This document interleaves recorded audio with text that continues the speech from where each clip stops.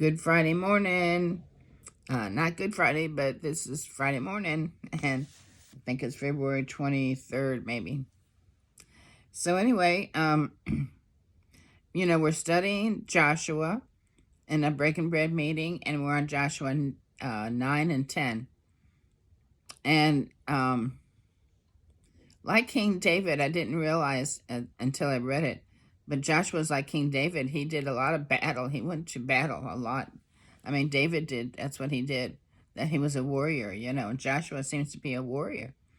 But in Joshua's case, many times, because he had to conquer Canaan, he had to conquer the whole land and all the kings and all the, the bad people, the ites, all the ites. Get rid of all those ites. And so, but God gave him strategies. And a lot of times, whereas, like the enemies were so fearful of him that many of them ran, and in Jericho, where they all came running out of their city, and chasing the Israelites, only for the Israelites to turn and capture all of them, because they ran out of their cover. They ran out of their city, which was their covering. And also he taught them how to ambush, how to put the soldiers all around and ambush people. And he also taught him, there was also one time where the sun stopped. And it was like, which was one of the amazing things in the Bible. And so when Joshua was warring these cities, and he thought, Lord, he said, well, he commanded the sun to stop. And it was the only time in the Bible that it says where man actually commanded God. But he commanded God to stop the sun, and so that he would have more daylight, and the moon, so he'd have more daylight to finish the fight. And so then there was other times that the people, like I said, just ran scared, and they were just he gave him weapons, not of so much of the sword, but of wisdom. And so where I didn't see that in King David, he just battled everybody and won the battle, but but anyway, he invaded. He invaded all these cities, and oddly enough, funny thing happened is a friend of mine, little Wendy, sent me a video about invasion, how our country is being invaded, and it sort of is, by all the people from the South and going through the borders and stuff, and we are being invaded, and it says our country is going to be different. But I'm telling you, we need to trust in the Lord. And Joshua and David also, they won because they trusted in God. And so we can't run scared.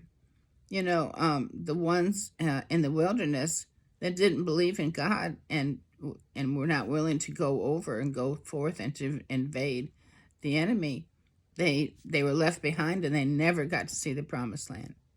We don't want to be that. We don't want to be the scared people. And so, because we need to know that God is with us and God is on our side and God is going to take care of us. And so, here I am in my Sarah Young Bible, and it says, live in the light of my presence by fixing your eyes on me. Then you'll be able to run with endurance the race that is set before you without stumbling or falling. And I'm going to read you Psalm 91 in a minute. And then I come down here to Hebrews 12:1. This up here, live in the light of my presence, is just her commentary, which I love. Then you'll be able to run with endurance the race that is set before you without stumbling or falling. And then come down here to Hebrews 12. It says, since we have so great a cloud of witnesses surrounding us, let us also lay aside every encumbrance and the sin that so easily entangles us. And let us run with endurance the race that is set before us. We have a race, and we're going to get the victory, but only if we count on the Lord, because, we're just humans, and we have to wait. Just even little King David, took down Goliath, because he said, God is my God. And he said, my God is going to take you down. He didn't say that I'm going to take you down. He said, my God. So we have to not be scared. There is an invasion going on, but we have to run the race. We have to let God do the battle, you know. The battle is his. It is really is. And so we have to do that. And so I'm going to end with reading you,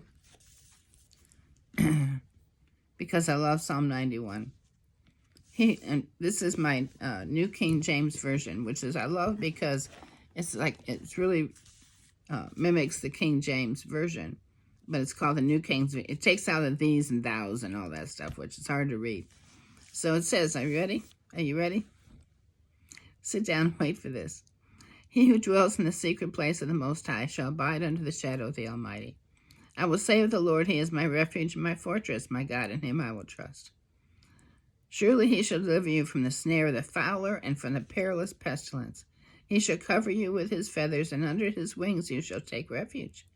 His truth shall be your shield and buckler. You shall not be afraid of the terror by night, nor of the arrow that flies by day, nor the pestilence that walks in darkness, nor the destruction that lays waste at noonday. 1,000 may fall at your side, and 10,000 at your right hand, but it shall not come near you. Only with your eyes shall you look and see the reward of the wicked. Because you have made the Lord, who is my refuge, even the Most High, your dwelling place, no evil shall befall you, nor shall any plague come near your dwelling. For he shall give his angels charge over you to keep you in all your ways. In their hands they shall bear you up, lest you dash your foot against a stone. You shall tread upon the lion and the cobra, the young lion and the serpent, and you shall trample underfoot. Because he has set his love upon me, therefore I will deliver him. I will set him on high, because he has known my name. He shall call upon me, and I will answer him. I will be with him in trouble. I will deliver him and honor him. With long life I will satisfy him and show him my salvation. You can only win the battle with the Word, with God. And God is the Word. In the beginning was the Word, and the Word was with God. And the Word became flesh and dwelt amongst us. This is the Word. This is life. What I just read you is the life of God. Because God is alive. And his Word is still alive. And so one of the things I just love about this is, I'm going to read you again from Hebrews 12:1.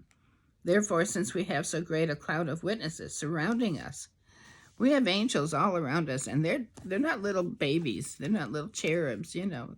These are warring angels, and they're assigned to us, and they're all around us. And so I also wanted to remind you of Hebrews 12:13-2 that says, be careful to entertain strangers, that you entertain strangers, for you may be entertaining angels unawares. I was trying to look for this in my Bible, but I already got that one memorized, because that's my life verse. I love it because it says 13:2, do not forget to entertain strangers, for by doing so some have entertained angels unawares. That has always been my life verse, and for some reason, and then when we go back here, it says in Hebrews 12:1, we have so great a cloud of witnesses. We have angels all around us. So be careful and be kind to one another, and be kind to those that are around you, because they may be angels. God has them all around us, and don't run scared. You know, don't be the doubters. Don't be the ones that are going to left behind in the wilderness. Go forward with Joshua. Joshua's name is also a form of Jesus. So you know, let's go with Jesus, because I love you guys. But Jesus loves you so much more. And I'll see you later. Bye.